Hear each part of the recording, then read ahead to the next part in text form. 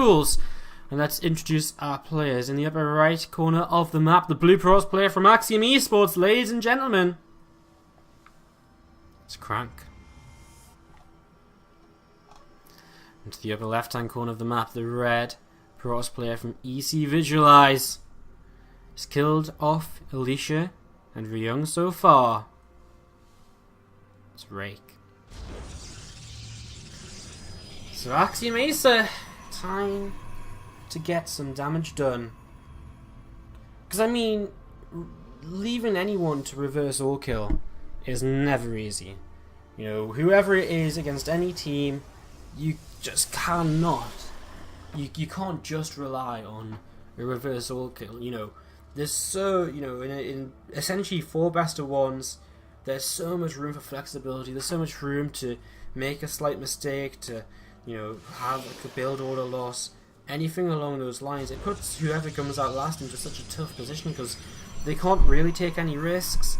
They can't, you know, they've got to play very safely. They've got to make sure they scout for everything. And if they don't, that's it. You're out of the tournament. So, again, Axiom Acer in trouble right now as you see Rake starting to move across the map with this probe.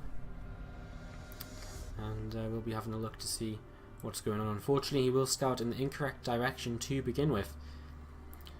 This time around in this PvP, the gateways are more similarly timed, and both players heading in towards 2 gases. Actually, not just yet for Rake. He's only on 1 gas right now, so we'll see where he wants to go with this. I mean, his cyber core is going to be coming down in a couple of moments, and we'll see when he wants to add on that 2nd gas, as he does see his opponent is not in the bottom left position, and from here we'll move over towards the bottom right before realising his opponent is in fact close horizontally.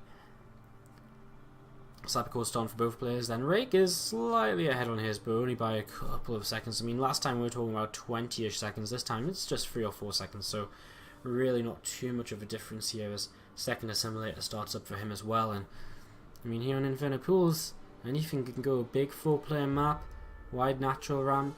I mean, yeah, I mean, the positions they've spawned in work really well for pushing onto bases or kind of pushing in the mid game, because it's very easy to push forwards. You know, it's a very short distance to move forwards in from this natural to this natural. So mid game pushes could be very effective. Of course, early game things are kind of negated by that warping effect. So that's not going to the rush distance isn't going to mean too much here. As we see again, Twilight Council coming down for Rake, and is this going to be DTs once more from him? Very similar to that last game, the later 2nd gas, and again, just the 4-minute Twilight Council, so we'll keep our eyes on this.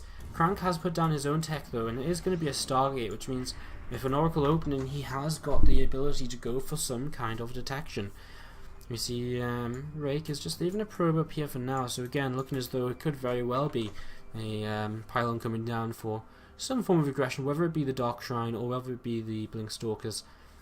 First Oracle starts up, a couple of extra gates added on from Rake, and what's that tech going to be out of him?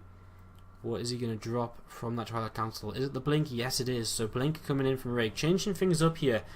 And against the Stargate opening, this is going to work out fairly nicely for him. It gives him that mobility early on. And what we'll see CranK probably do is probably throw down Twilight Council of his own once he gets a couple of gates up. And from there, he can go into his own Blink. And we'll generally see probably Rake try and expand a little bit sooner in this game. That's generally how things tend to go in this sort of scenario, though Rake drops the Robo Facility, which is quite interesting. I guess it makes sense. He needs some kind of detection of his own. Once he sees that it's a Stargate play, then he'll probably not build too much out of that Robo unless he really wants to get a head start on the Immortals.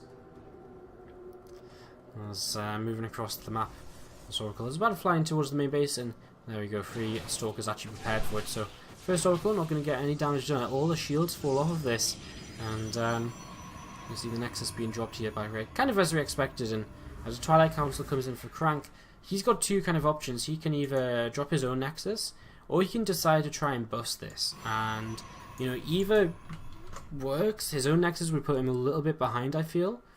But trying to bust this is kind of the common way to go. He's actually just going to put his own Nexus down there. But he could still try and get aggressive off of his own Nexus if he doesn't make quite as many probes and just tries to get things going. But his Blink's going to be pretty late. I mean, his Twilight Council only just finishing now. This Oracle's still not finding a way to do any damage just yet.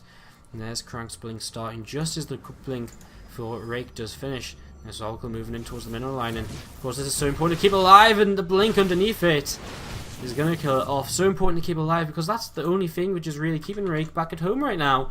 And as soon as he kills it, look at this, immediately starts to move out onto the map, going to move across and look to see what he might be able to get done. I mean, Nexus on the way up for CranK. What does he have? He has a handful of Stalkers. Blink not ready yet. He's got a photon overcharge, but he's already down in Stalker count. And this does not look good for CranK right now, as behind this Rake is just probing up. And these Stalkers moving across. I mean, they might just get the cancel on the Nexus, but even then, that's going to put him at such a huge advantage here.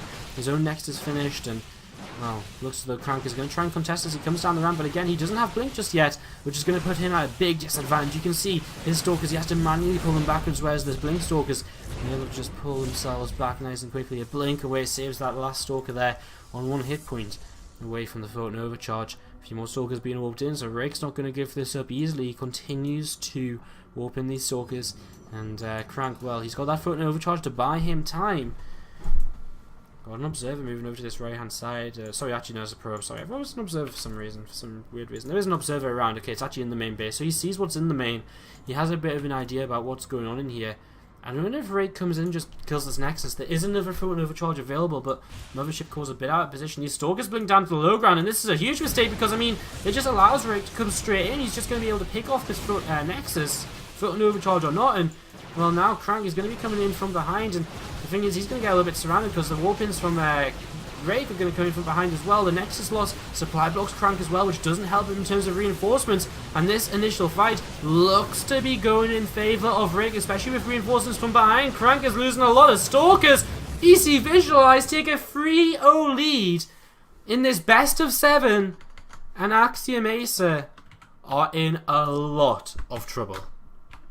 Is this